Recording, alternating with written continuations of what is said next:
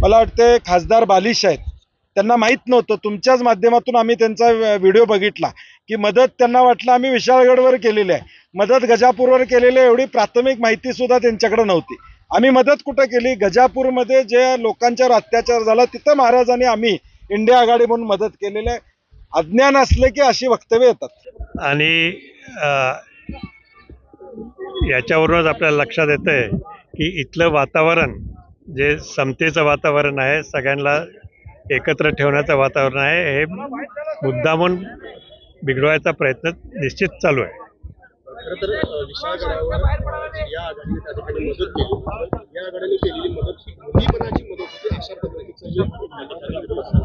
कुठल्या पद्धतीने मदत केली त्या ठिकाणी? ढोंगीपदाचा का प्रश्न येतच नाही. मदत म्हणजे मदतच आहे, कमी आहे किंवा जास्त आहे, पण मनापासून जेव्हा वागतोय आपल्याला मदत करावी तेव्हा आपण जाऊन मदत करतोय. जिल्हा पोलीस अधीक्षकांच्या पदवीची वारंवार मागणी करण्यात येत आहे. थांबवता आले असली मात्र कुठेतरी याला पाणी लागते असं वाटतं. दंगल निश्चित थांबवता आली असती, त्यात काही प्रश्नच नाही आहे. आणि त्यांनी थांबवली नाही म्हणून हे घडलं. राजकारणात दोन भूमिका पाहायला मिळतात अशी टीका होत आहे.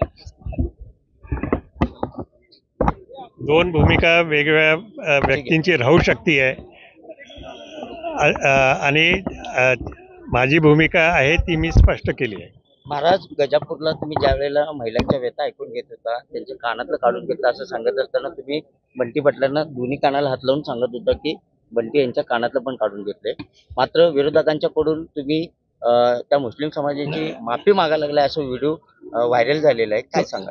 तो चुकीचा आहे. त्यावेळेस काय होतं, मी तो व्हिडिओ परत एकदा बघितला. तिथं काय चालू होतं, सगळ्या बायकांचं आणि पुरुषांचं जोरजोरात बोलणं चालू होतं, ऐकू येत नव्हतं काही. तेव्हा मी बरोबर ऐकण्याच्या दृष्टीकडून जरासं असं केलं, हात वर केले. तुम्ही कानाला हात लावून माफी मागताय असा त्यांनी अर्थ घेतला. आपण त्यांची माफी मागण्यासाठी गेलो होतो, आपण त्यांना मदत करण्यासाठी गेलो होतो. इथं येणार नाही म्हणून असं कळवलंय. विरोधकांच्याकडून शाहू महाराज आणि कोल्हापूर मधल्या नगरीमधल्या लोकांना बदनाम करण्याचा डाव सुरू आहे का विरोधकांच्याकडून? अर्थातच जोपर्यंत त्यांना कोल्हापूर आपल्या ताब्यात घेता येत नाही तोपर्यंत पूर्ण महाराष्ट्र त्यांना घेता येणार नाही हे त्यांना निश्चित माहीत आहे. एबीपी माझा, उघडा डोळे बघा नीट.